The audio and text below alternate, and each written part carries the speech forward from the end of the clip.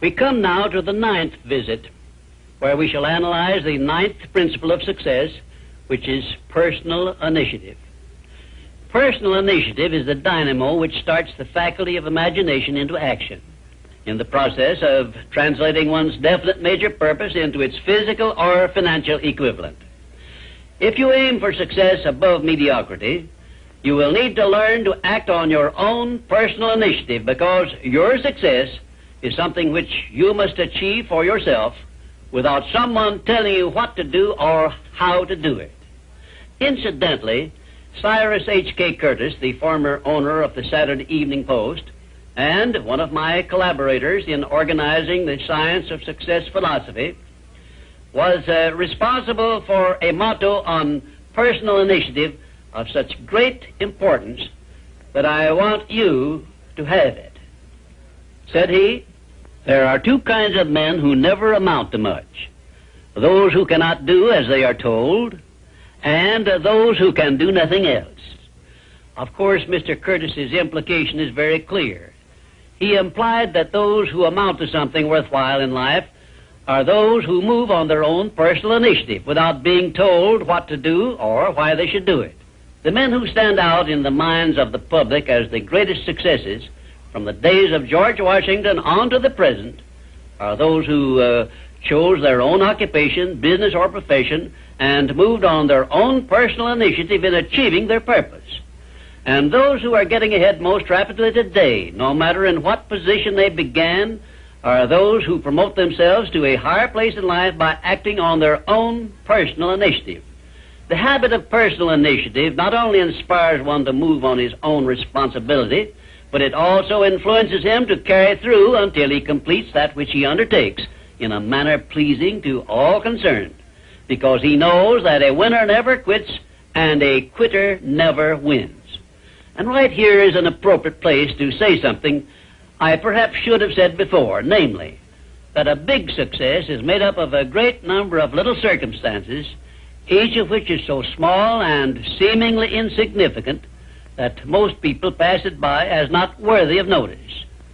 Some may think, for example, that the habit of personal initiative is unimportant, but we have only to take a look at the record of some of our greatest successes to recognize that personal initiative was an important factor without which they never would have achieved success. For example, no one told F.W. Woolworth to start a 5 and 10 cent store. The idea was his own. He acted on his own personal initiative in putting his idea into action and lived to see it yield him a fortune well above $100 million. My distinguished business associate, W. Clement Stone, started his insurance business on his own personal initiative with an operating capital of only $100. But he followed through on that same personal initiative and made his humble beginning yield an annual gross income of many millions of dollars.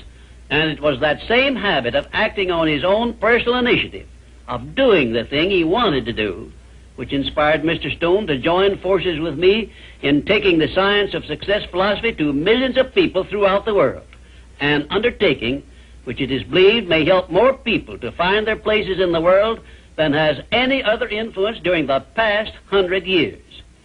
The habit of personal initiative was the chief trait which helped Henry J. Kaiser to build a great industrial empire and raise himself to a high position in the industrial world. It was this trait of personal initiative which inspired Mr. Kaiser to pile up such an enormous record in the building of ships during World War II, despite the fact that he had never built ships before. One day when I was lecturing to one of my classes, I mentioned Henry J. Kaiser's wonderful record in building ships more cheaply and quickly than experienced shipbuilders had been able to do, when one of my students spoke up and said, Mr. Kaiser's having been a friend of Jesse Jones of the Federal Reserve Bank did not hurt his chances of success any, did it? Well, for a moment it looked as if that question had placed me on a spot. But I soon recovered my composure and came back with this reply: no, his knowing Mr. Jones did not hurt his chances, but think of the thousands of industrialists, many of whom may also have known Mr. Jones, but did not use their personal initiative in getting his financial help. Personal initiative is one quality which inspires one to form friendships and to make contacts with people who can be of aid to them in times of need. It was my personal initiative which influenced Andrew Carnegie to give me an opportunity to organize the Science of Success philosophy. I now wish to give you an outline of the more important attributes of the person who has sufficient personal initiative to give him leadership in his chosen occupation. 1. First of all, the person who follows the habit of personal initiative has a definite major purpose in life and a plan for its attainment. 2. And a mastermind alliance with those whose help is essential in achieving his major purpose. 3. He has the necessary persistence and the will to win to carry him along when the going is hard and he meets with obstacles. 4. He makes decisions promptly when he has the necessary facts on which to base them and changes them slowly, if at all. 5. He follows the habit of doing more than he is paid for, and he does so in a pleasing, positive mental attitude. 6. He accepts full responsibility for everything he undertakes and never passes the buck when things go wrong. 7. He can take friendly criticism without resentment because he has learned to profit by it. 8. He knows what the 9 basic motives are which inspire all human endeavors and never requests anyone to do anything for him without giving that person an adequate motive for doing so. 9.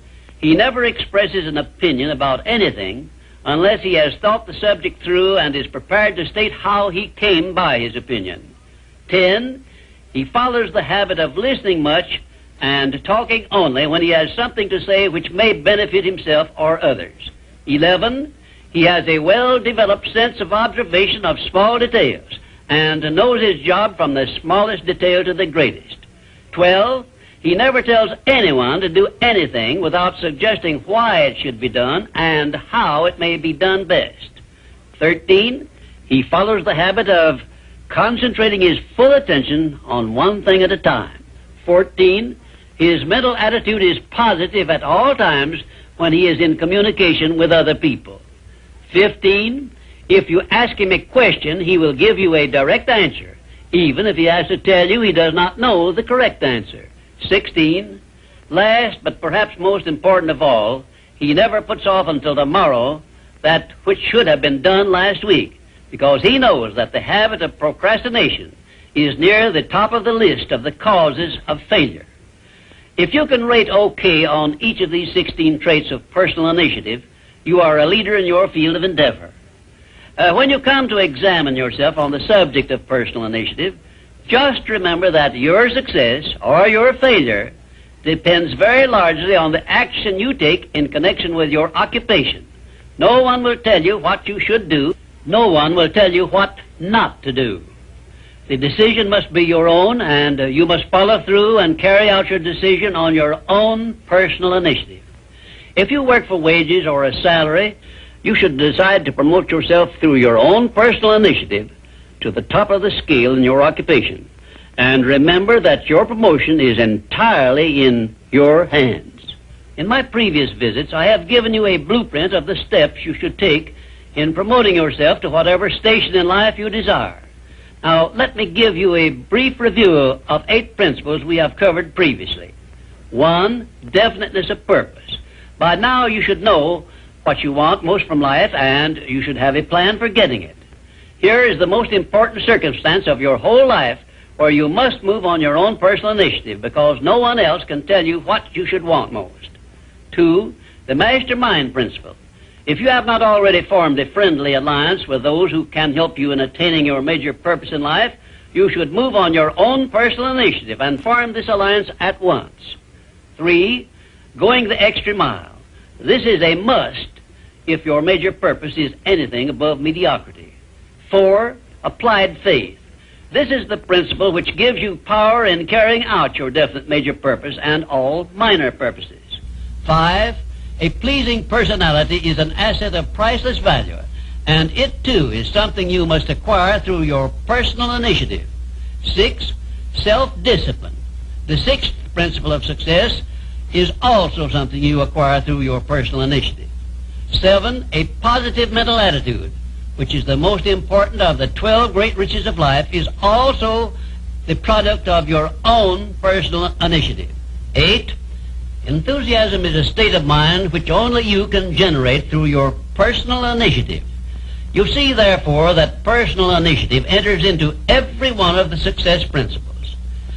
And now, until our next visit, may I remind you that there are two types of people who never amount to anything.